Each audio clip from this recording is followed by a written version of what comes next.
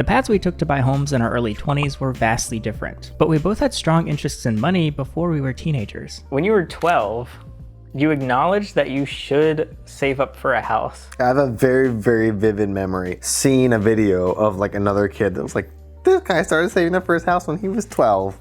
He's having a long-term mindset. I was very much like, oh, like, I really respect that. So I remember there being a time that I put like $20 in an envelope. I said, this is the start of my house fund. And that lasted for all of 6 months. And I bought like a Lego set. No, that's so cool. You saved money cool. at 12. Oh, I always saved money. For as long as I can remember, I saved money. Do you remember like learning what money is? I always saved money for a goal. It was always like the next Lego set or the next whatever. Because I was confused as a kid where money came from, I guess, and how much comes with it.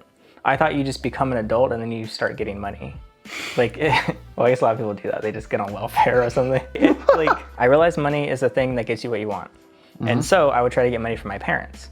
And my parents were usually more susceptible to giving me things if I gave them something too. The core memory I have is we're at the beach and I'm making shell necklaces. I saw a shell necklace at the gift shop and I'm like, let me do this. People were trading this for money. My parents each bought one, but I couldn't get them to buy a second shell necklace because they didn't need 2 shell necklaces. And I was like, God damn it, what do I do now? Like, my business is crumbling. And so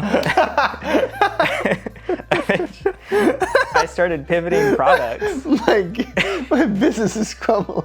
Yeah, I'd made 50 cents at this point. And so then I started making like these, I was like, let me turn my, like what I know into people pay teachers. Like I was asking my teachers about money. It turns out the teachers were getting paid to teach us. I was like, that's crazy. Sellouts. But and so then I started turning what I knew into these little paper books because I saw people buy books at the bookstore. So the triggering moment for me was when I realized I need to get money outside of the family. And so that's when I started I literally went to my closest neighbor and started trying to sell my neighbor stuff. Wow. And then I was like going down. Basically, you seemed very interested in making money at an age that most people aren't. Well, okay, I'm gonna just commentary on you for a second, because like that's so fascinating hearing like those like origin stories from you, because you've always been someone in my brain that I've just always been impressed with you and your knack to just spot revenue everywhere. You just have always been like, oh, like how can I turn this into revenue? How can I make this like a stream of income? In a way that I've never had, which made me a little bit nervous about me going entrepreneurial. Like you just had a much better sense of that always than I did. And I was like, am I actually cut out to be an entrepreneur? I think I am, but it's a different way. I specialize in a thing and I get good at like doing a thing and then exchange that for money.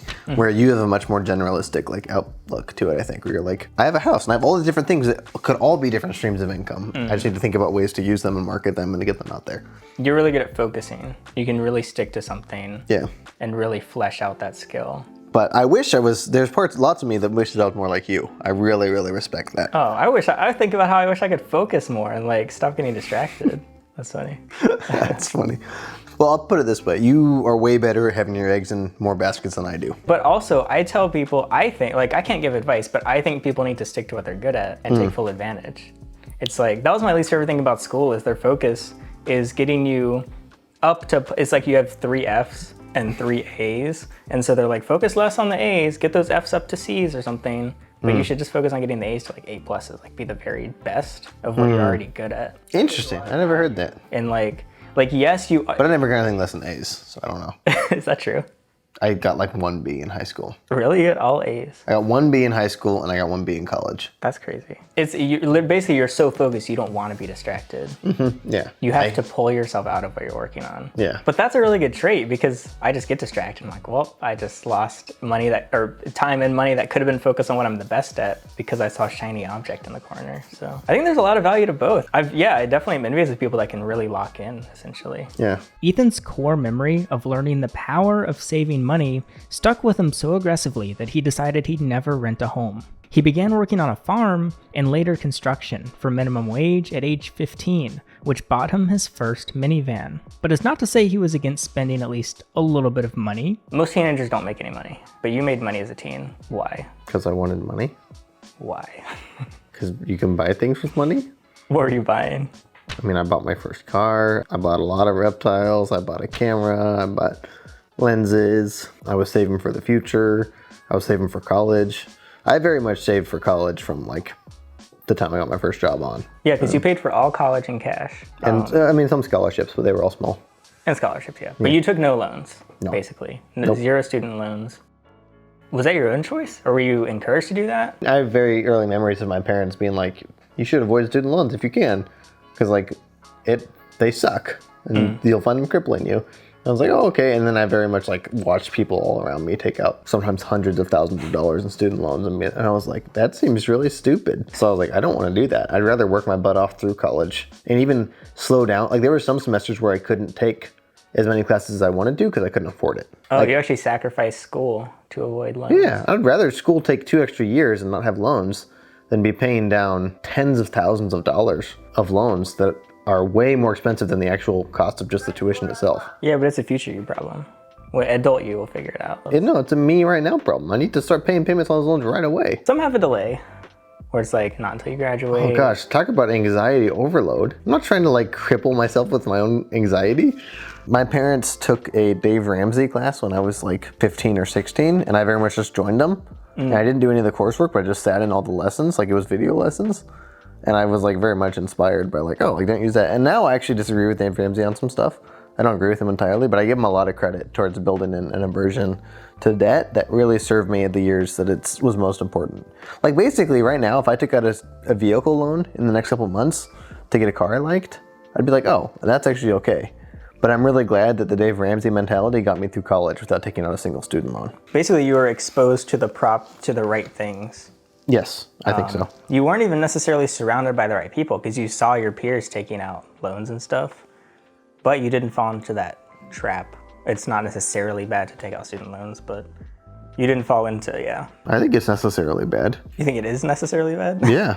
Well, what about like doctor?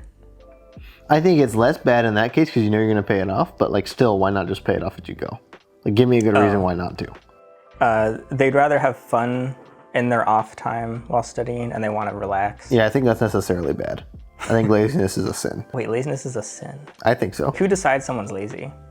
Is it yourself or is it an objective definition? I think everyone has different capacities for how much they can do, but I think there's a lot of college students that sell themselves short and say, oh, school's too much. There's no way I can work on top of this. And I just think that's bullcrap.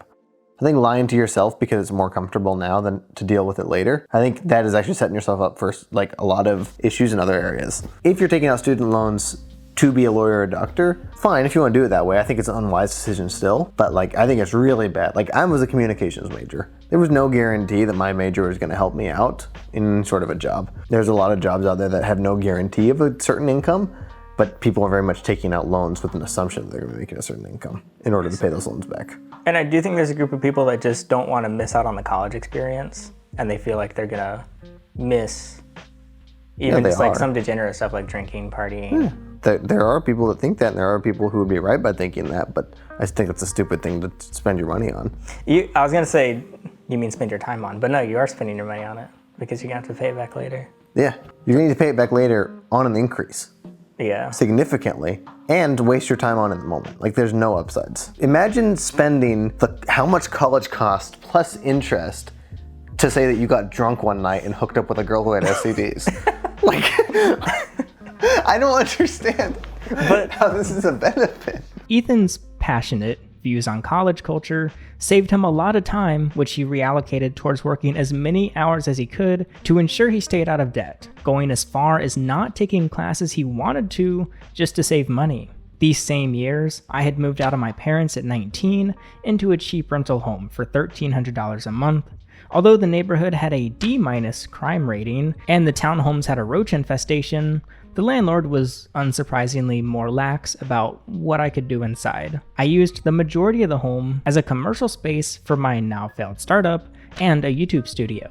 I shared the second bedroom with my GF at the time as an office and living space. Going from a room at my parents' house to 1,200 square feet helped me double my income by the end of the year, where I then rented a $2,200 a month home to triple the space I had access to. Now, seeing $4,000 enter multiple landlords' pockets each month certainly didn't feel great, but unlocking 2,000 more square feet not only meant more opportunity to grow my revenue streams, but upgrading to a private office and a room just for a bed meant much better sleep and improved productivity. I ended up spending nearly $60,000 on rental homes in less than 2 years before I was able to qualify for a mortgage. Oh, why'd you buy a house?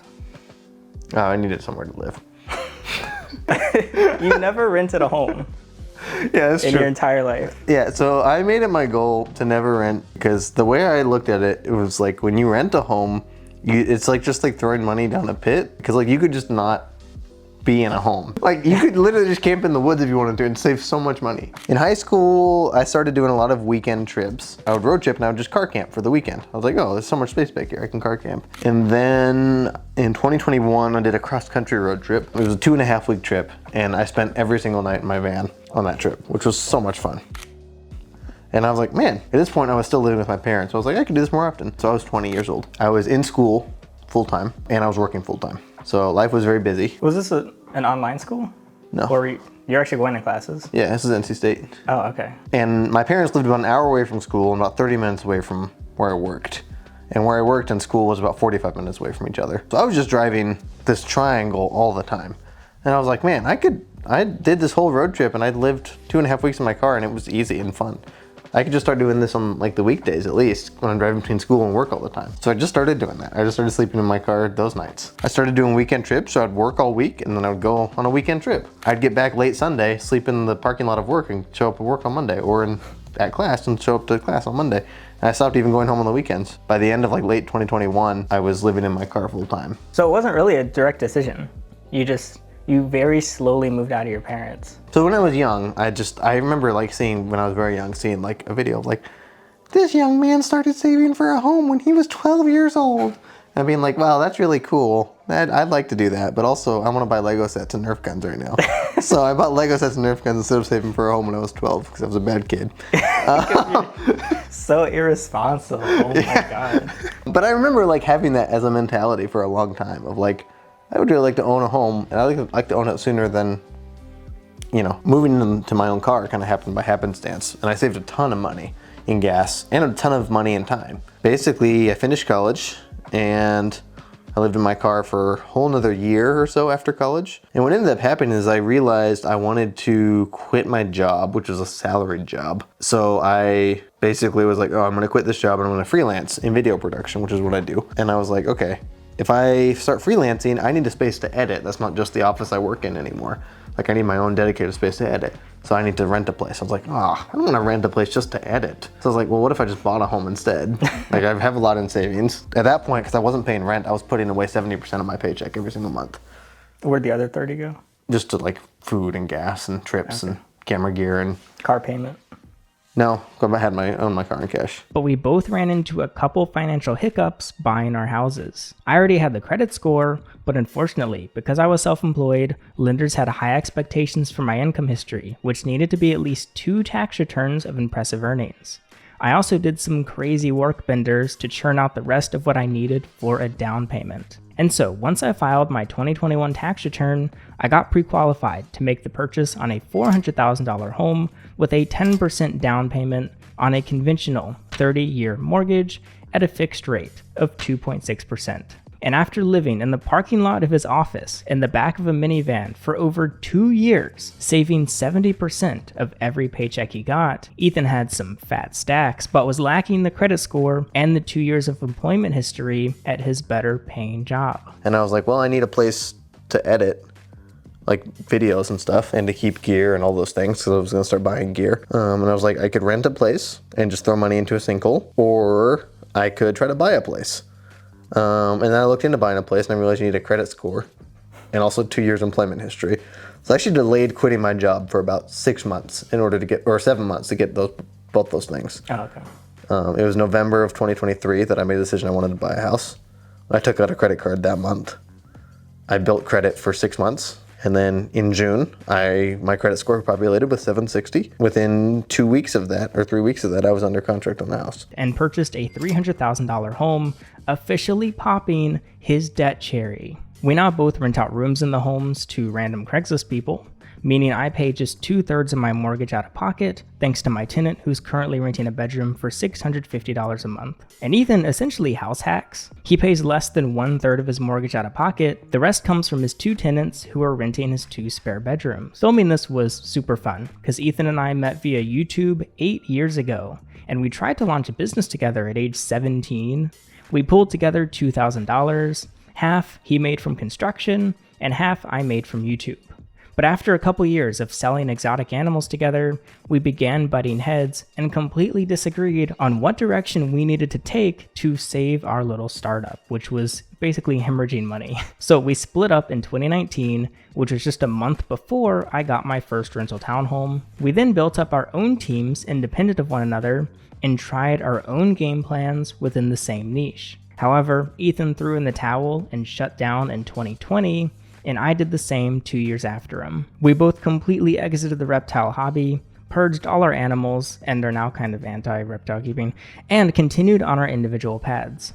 Though ironically, we both went into producing videos full time. It's just that he was doing high production freelance for clients, primarily businesses, and I made vlogs for an internet audience. Wow, that's you. That's yep. I did YouTube. We eventually reconvened and rebuilt our friendship in the summer of 2023, after I posted a video about exiting the pet industry for good. I actually recorded our first time seeing each other since 2020 on my channel, and I got to help furnish his house the day after he closed. Which brings us to today. Our unusual obsessions with finances as tweens and collaboration as teenagers led us both to our first homes, paid off cars, investments, and relationships. Just kidding, I'm still single. I need to catch up to Ethan on that one. We both would love to buy summer vacation homes at some point. Maybe I can convince him to co-sign one with me, but if not, we'll have to race and see who can purchase a second home first. And hopefully it goes better than us trying to build exotic animal e-commerce startups. But if you want to hear about all these topics as well, including relationships, this video is part of a full mini-series I made with Ethan, a few of which are for members only due to the subjects we cover, and members have early access to all the other ones. Speaking of channel members, thank you for supporting, because you may have noticed my upload schedule has been off the flipping walls this year. That is specifically and explicitly because of those of you who choose to support me through the channel membership. For this entire year, 90% of my energy has gone into this very YouTube channel, and I have no plans to slow down so long as you continue to support me. So thank you for your support, and thank you for watching.